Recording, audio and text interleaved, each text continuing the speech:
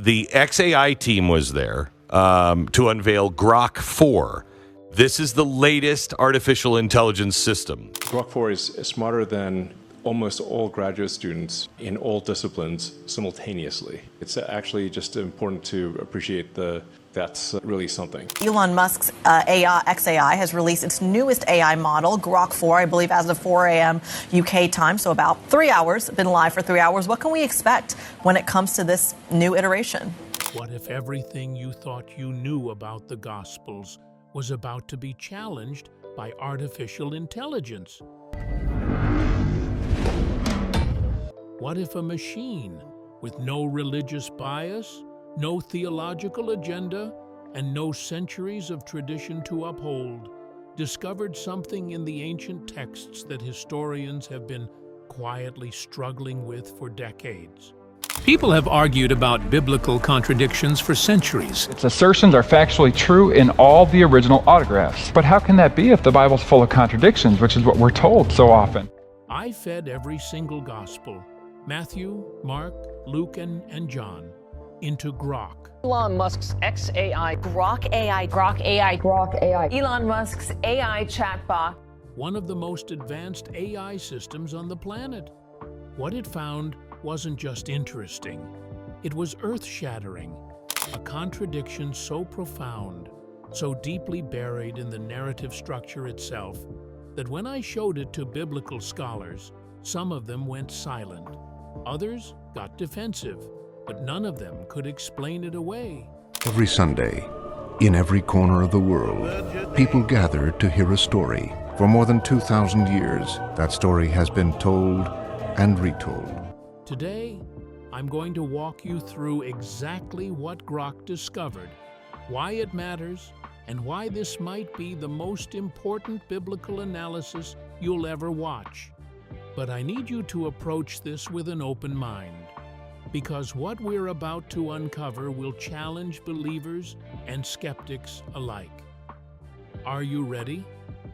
Let's dive in. The setup: teaching AI to read ancient texts. Before we get to the explosive discovery, you need to understand the methodology. How do you teach an AI to analyze 2,000-year-old religious texts? First, I didn't just upload random verses. I fed Grok the complete texts of all 4 canonical Gospels, Matthew, Mark, Luke, and John, in their entirety.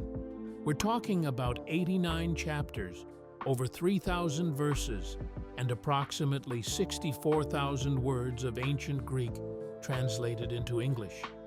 But here's what makes this different from any biblical analysis in history. Grok has no theological training. It wasn't educated in a seminary. It didn't grow up in a Christian, Jewish, or Muslim household. It has no cultural bias toward defending or attacking these texts. It simply analyzes patterns, identifies inconsistencies, and reports what it finds based purely on logic and linguistic analysis. I asked Grok to focus on 3 specific areas. First, timeline consistency. When did events happen in relation to each other? Do the Gospels agree on the sequence? Second, character behavior and motivation. Do the same people act consistently across different accounts? Do their actions make logical sense given the context? Third, narrative contradictions. Where do the stories fundamentally disagree on facts, not just perspective? Here's the critical question. If these 4 books were written by eyewitnesses or people with direct access to eyewitnesses, and if they're describing the same historical events, shouldn't they align on the basic facts? That's not a gotcha question. That's just logical reasoning. 4 people can witness the same car accident and describe it differently based on their perspective.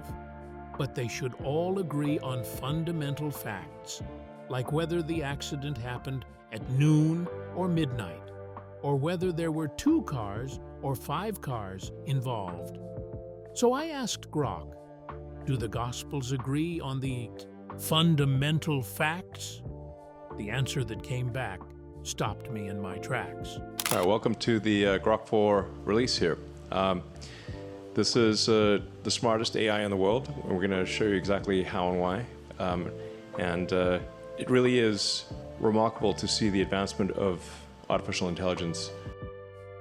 The discovery, the resurrection timeline paradox.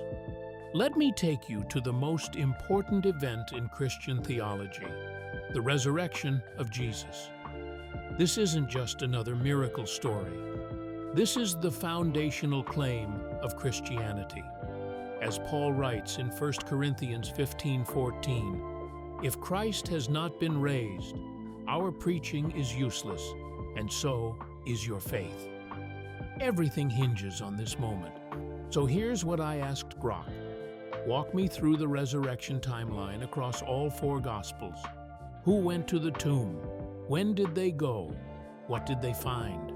Who did they encounter? Grok's response was meticulous. It created a parallel timeline, laying out each Gospel's account side by side. And that's when the contradiction emerged. Not in minor details, but in fundamental, irreconcilable facts. Let's start with the women at the tomb. Matthew 28 says Mary Magdalene and the other Mary went to the tomb. Mark 16:1 says Mary Magdalene, Mary the mother of James, and Salome went to the tomb. Luke 24:10 says Mary Magdalene, Joanna, Mary the mother of James, and the others with them went to the tomb. John 21 says only Mary Magdalene went to the tomb. Okay, so we have different numbers of women. That's odd, but maybe explainable by different perspectives, right? One author focuses on certain individuals, while another mentions the whole group. Scholars have been making this argument for centuries, but then Grok highlighted something that can't be explained away by perspective. What did they find when they arrived? Matthew 28:2-4 describes an earthquake, an angel descending from heaven, rolling back the stone, and guards falling unconscious. This happens while the women are arriving or just after. Mark 16:4-5 says the stone was already rolled away when they arrived, and they found a young man in white sitting inside. Luke 24:2-4 says the stone was already rolled away, and they found 2 men in dazzling clothes standing beside them. John says Mary found the stone already removed, but saw no angels at that moment. She ran to get Peter and John first. Here's where your brain should start asking questions. Did the stone roll away while they watched, or was it already open? Was there 1 angel or 2? Were they sitting or standing? Did the women see them immediately, or only after getting the disciples? These aren't minor details. These are fundamentally different accounts of the same event. But Grok wasn't done. The AI flagged something even more troubling. The spread of Christianity wasn't entirely a conscious effort. Warfare and the fall of Jerusalem in AD 70 led to the diaspora of Jewish and Christian communities alike. The message discrepancy. What did the angels actually say? According to Christian theology, the resurrection message is the most important announcement in human history. Angels, direct messengers from God, are delivering this news to the first witnesses. Surely, this message would be consistent across all accounts, right? Here's what the angels or men said according to each Gospel. Matthew 28:5-7. Do not be afraid, for I know that you are looking for Jesus, who was crucified. He is not here. He has risen, just as he said. Come and see the place where he lay. Then go quickly and tell his disciples, he has risen from the dead and is going ahead of you into Galilee. There you will see him. Mark 16:6-7. Don't be alarmed. You are looking for Jesus the Nazarene, who was crucified. He has risen. He is not here. See the place where they laid him. But go, tell his disciples and Peter, he is going ahead of you into Galilee. There you will see him, just as he told you. Luke 24, 5-7. Why do you look for the living among the dead? He is not here. He has risen. Remember how he told you, while he was still with you in Galilee. The Son of Man must be delivered over to the hands of sinners, be crucified, and on the third day be raised again. John 20:13. Woman, why are you crying? This is later, when Mary returns. The angels ask a question, but deliver no resurrection message at all, initially. Notice what Grok flagged. In Matthew and Mark, the message is, go tell the disciples he's going to Galilee. In Luke, the message is, remember what he told you when he was in Galilee. In John, there's no immediate message at all. But here's the killer observation Grok made. Matthew and Mark say Jesus will appear to the disciples in Galilee. Luke says Jesus appeared to the disciples in Jerusalem that same evening, and there's no trip to Galilee mentioned in Luke's gospel at all for resurrection appearances. Let me repeat that because it's crucial. Matthew and Mark direct the disciples to go to Galilee to see Jesus. Luke has Jesus appearing in Jerusalem the same day, with no mention of anyone going to Galilee. These aren't complementary accounts filling in gaps. These are contradictory instructions leading to contradictory events. Question for you. If you were one of the disciples hearing these accounts years later, which version would you believe? Where were you supposed to go to see the risen Jesus? Jerusalem or Galilee? Drop your thoughts in the comments. I'm genuinely curious how you process this information. The Peter and John problem, a logical impossibility. But Grok wasn't finished dismantling the traditional harmonization attempts.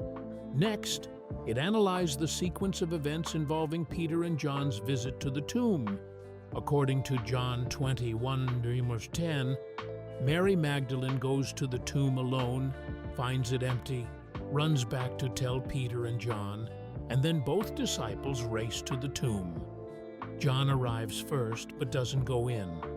Peter arrives second and goes straight in. They see the burial cloths, are confused, and leave. This is a detailed, specific account with a clear sequence. But here's the problem. Matthew, Mark, and Luke don't mention this Peter and John race to the tomb at all. Luke mentions Peter running to the tomb alone in Luke 24:12, but says nothing about John. Matthew and Mark don't mention Peter going to the tomb at all after the women's report. Okay, so maybe John includes details the others left out. That's possible, right? But then Grok highlighted the timing issue. In John's account, Mary sees Jesus after Peter and John leave the tomb. She's weeping outside, sees two angels, then turns and sees Jesus, though she mistakes him for a gardener at first. In Matthew's account, Mary Magdalene and the other Mary see Jesus on their way back from the tomb before they tell the disciples anything. These events cannot both be true. Either Mary saw Jesus before she told the disciples, Matthew, or she saw Jesus after she told the disciples, and they had already visited the tomb, John. Grok's analysis was cold and logical. These are mutually exclusive timelines. Both accounts cannot be historically accurate as written. I want you to sit with that for a moment. This isn't about faith or doubt. This is about logic. Either Matthew is right about when Mary saw Jesus, or John is right.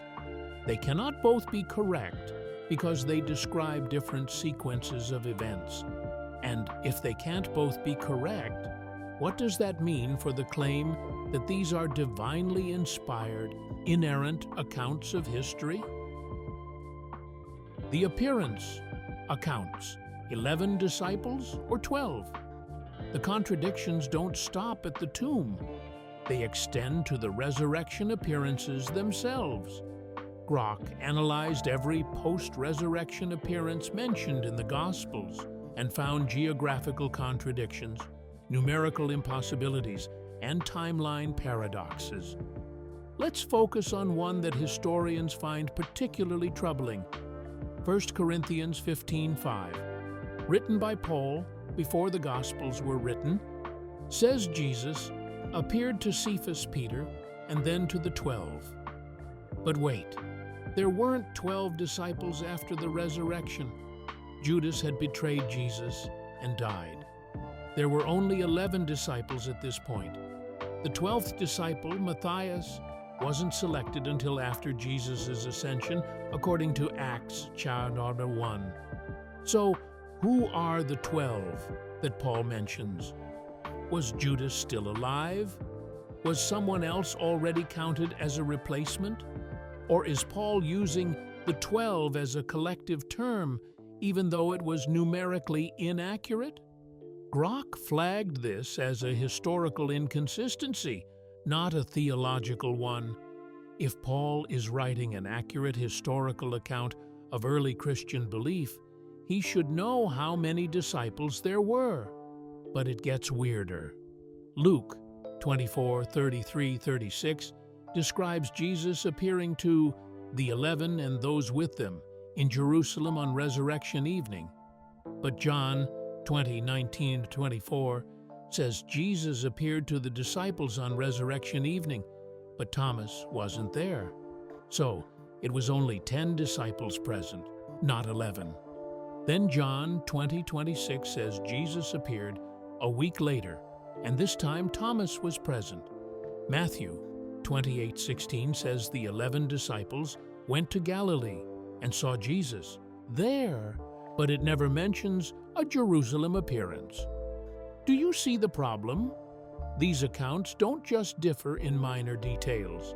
They fundamentally disagree on where, when, and to whom Jesus appeared. Grok's analysis showed that attempting to harmonize these accounts requires adding information not present in any text, making assumptions about travel that are never mentioned, and creating a timeline that none of the individual authors actually describe. In other words, the harmonized version exists nowhere in the Bible itself. It's a construct created by later theologians trying to make contradictory accounts fit together. The Ascension, one event or two? Here's where things get even stranger. Grok analyzed the Ascension accounts, when Jesus supposedly ascended to heaven, and found another irreconcilable contradiction. Luke 24:50-51 describes the ascension happening on Resurrection Sunday evening, the same day Jesus rose from the dead. After appearing to the disciples in Jerusalem, eating with them and teaching them, he leads them out to Bethany and ascends to heaven that same night.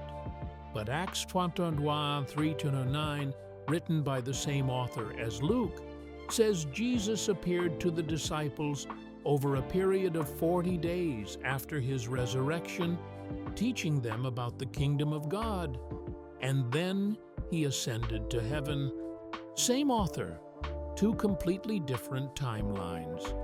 Did Jesus ascend on Resurrection Sunday or 40 days later?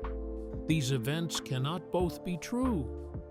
Grok noted, the author of Luke Acts contradicts himself within his own 2-volume work. This suggests either multiple source traditions that he didn't recognize as contradictory, or a later theological development that required extending Jesus' earthly post-resurrection presence. Here's what that means in plain English.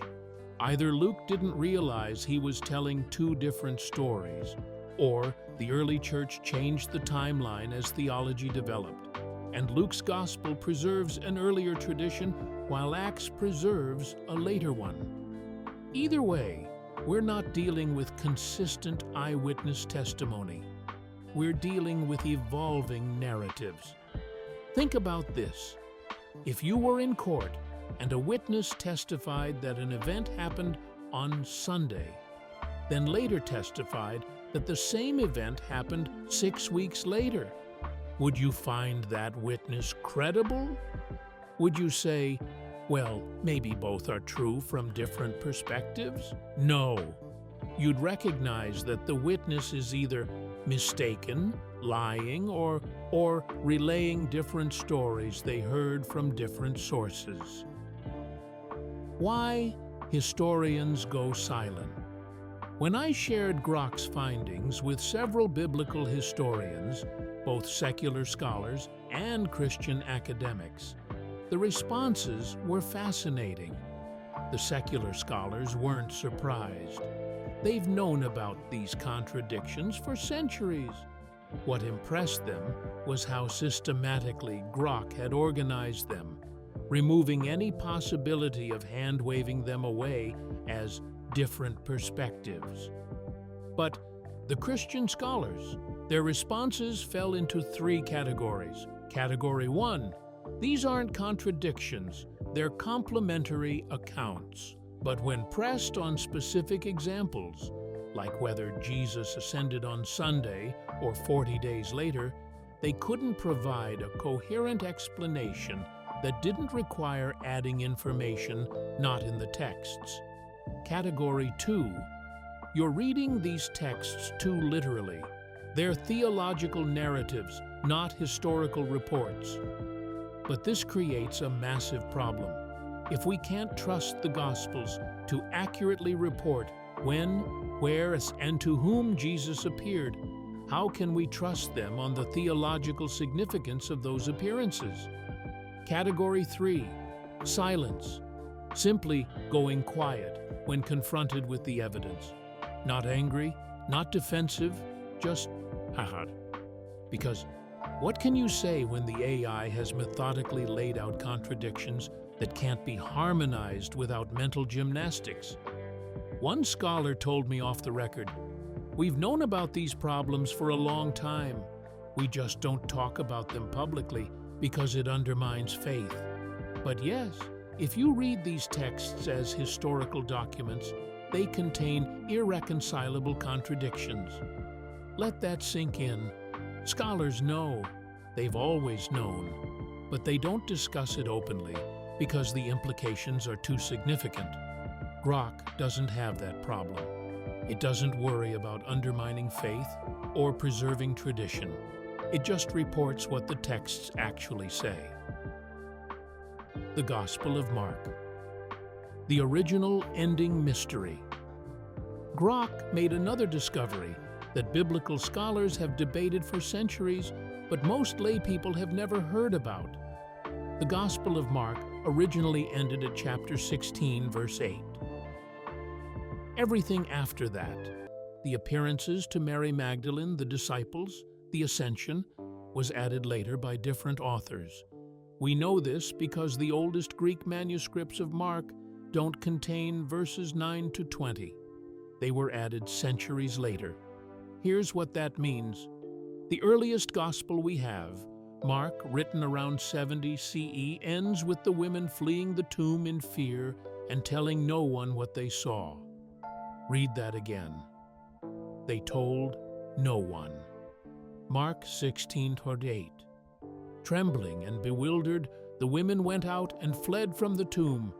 They said nothing to anyone because they were afraid. That's it. That's how Mark's gospel originally ended. No resurrection appearances, no Great Commission, no ascension, just an empty tomb and terrified women who stayed silent. Later, Christians found this ending unsatisfying, understandably, so they added the longer ending we see in most Bibles today. But that ending contradicts Matthew, Luke, and John on key details, which makes sense. It was written by someone trying to create a resurrection appearance narrative to match the other Gospels, but they didn't quite get the details aligned. Grok flagged this immediately. The longer ending of Mark contains vocabulary and grammar that differ from the rest of the Gospel, suggesting a different author. Furthermore, it contradicts the other Gospels on timing and sequence of appearances. Why does this matter? Because it shows us that even in the earliest centuries of Christianity, believers were uncomfortable with the lack of narrative consistency and tried to fix it by adding content. The Gospels weren't handed down perfectly preserved. They were edited, modified, and expanded by later scribes trying to harmonize contradictory traditions. And then there's superintelligence, ASI, artificial superintelligence. That's when things get really, really creepy. The core question, what actually happened? So, after analyzing all of this data, I asked Grok the ultimate question. Based purely on the textual evidence, what can we confidently say actually happened? Grok's response was measured and careful. Based on the contradictory accounts, we can establish a few core claims that appear in multiple sources. 1. Jesus of Nazareth was crucified during the governorship of Pontius Pilate. 2. He was buried, likely in a tomb. 3. Shortly after his death, his followers claimed the tomb was empty. 4. His followers claimed to have experienced appearances of Jesus after his death, though they disagreed on when, where, and to whom these appearances occurred. 5. These experiences led to the formation of the early Christian movement. However, the specific details, timeline, location, number of witnesses, and content of messages cannot be reconstructed with historical certainty because the sources fundamentally contradict each other on these points. In other words, something happened that convinced Jesus' followers he was alive again. But what exactly happened? When? Where? To whom? We cannot know with certainty because our sources tell different, incompatible stories. This is the conclusion that makes historians go silent. Because if you're a Christian, you're taught that the Gospels are reliable, inspired, inerrant accounts. But if you actually read them carefully, especially with AI assistance that has no bias, you discover they're riddled with contradictions. And here's the uncomfortable question. If the Gospel authors couldn't agree on basic facts about the most important event in Christian history, what does that tell us about the reliability of their other claims? I'm not saying Jesus didn't rise from the dead. I'm saying the textual evidence we have for that claim is far more problematic than most people realize. Something that can take more years than you literally can understand, it could be solved in 15 minutes. Yeah, I read that. It's insane, and this is where it gets really weird. The implications, what this means for faith and history. Let's talk about what this discovery means practically. For historians, Grok's analysis confirms what critical scholars have been saying for centuries. The Gospels are theological documents, not historical records. They contain historical elements, but they're primarily concerned with conveying theological meaning, not preserving precise historical details. For skeptics, this isn't proof that Jesus didn't exist or that Christianity is false. It's evidence that the Gospels are human documents written by people with theological agendas based on oral traditions that varied between different communities. For believers, this is where things get challenging. Many Christians hold to biblical inerrancy, the belief that the Bible contains no errors of any kind. But Grok's analysis shows clearly that the Gospels contain contradictory claims about fundamental events. You essentially have three options. Option 1, reject the evidence. Claim that there's a way to harmonize all these contradictions, even if that requires adding information not in the texts or performing logical gymnastics. Option 2, accept the evidence and modify your theological position. Maybe the Gospels are inspired, but not inerrant. Maybe they contain divine truth, expressed through flawed human language and memory. Option 3, accept the evidence and conclude that the Gospels are purely human documents with no divine inspiration, valuable as historical and literary artifacts, but not as supernatural revelation. I'm not here to tell you which option to choose. That's between you and your own conscience. But what I am saying is that the evidence itself, laid bare by an unbiased AI, is undeniable. The Gospels contradict each other on fundamental facts about the resurrection, not on minor details, on major irreconcilable points of timeline, location, and sequence. Why this discovery matters now. You might be wondering, why does this matter? Biblical scholars have known about these contradictions for centuries. Why is Grok's analysis significant? 3 reasons. First, accessibility. Most people have never read detailed academic papers on gospel contradictions. They've never seen these issues laid out systematically. Grok makes this information accessible to anyone with an internet connection. Second, objectivity. When a human scholar points out these contradictions, they can be dismissed as biased, anti-Christian, or pushing an agenda. When an AI does it, there's no religious axe to grind. Grok doesn't care if Christianity is true or false. It just reports what the texts say. Third, comprehensiveness. Grok can analyze all 4 Gospels simultaneously, cross-referencing every detail in ways that would take human scholars months or years. It can identify patterns and contradictions that might be missed by someone reading linearly. This is the future of biblical scholarship. AI doesn't replace human interpretation, but it provides tools for analysis that are unprecedented in their thoroughness and objectivity. And what Grok has revealed is that the foundation of Christian resurrection claims, the gospel accounts themselves, are far less solid than most people have been told. The challenge? Read it yourself. Here's my challenge to you.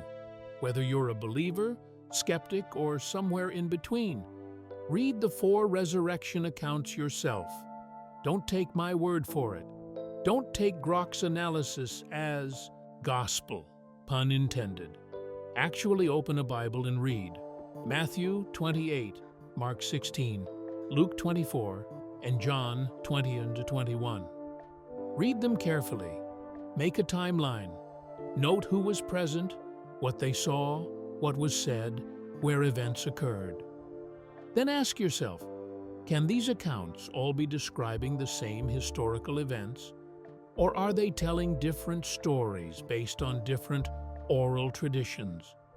You don't need AI to see the contradictions. They're right there on the page. Grok just made them impossible to ignore. And then ask the deeper question, if these accounts contradict each other, what does that mean for your understanding of the Bible, history, and faith? The silence says everything. When I first saw Grok's analysis, I sat in silence for a long time. Not because I was shocked. Biblical scholars have documented these issues extensively, but because of how starkly, how undeniably, the AI had laid out information that millions of people have never encountered. The contradiction that silences historians isn't any single discrepancy. It's the cumulative weight of dozens of irreconcilable differences in the accounts of Christianity's most important event. Historians go silent because there's no good answer. You can't harmonize these texts without performing interpretive gymnastics. You can't explain them away without abandoning intellectual honesty. And you can't simply dismiss them because they're central to the faith claims of billions of people. Grok doesn't have the luxury of silence. It reports what it finds. And what it found in the Gospels is evidence of a messy, contradictory, human process of storytelling about extraordinary claims. What you do with that information is up to you. If this video challenged your thinking, regardless of your conclusions, hit that like button and subscribe for more deep dives into AI-assisted analysis of history, religion, and controversial topics. Drop a comment below with your thoughts. Can these gospel accounts be harmonized? Or has Grok exposed a contradiction that can't be explained away? And if you really want to go deeper, I've created a detailed breakdown of Grok's full analysis available to channel members.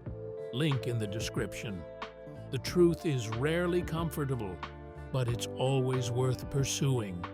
Thanks for watching, and remember, question everything, even the things you've been taught to never question. See you in the next one.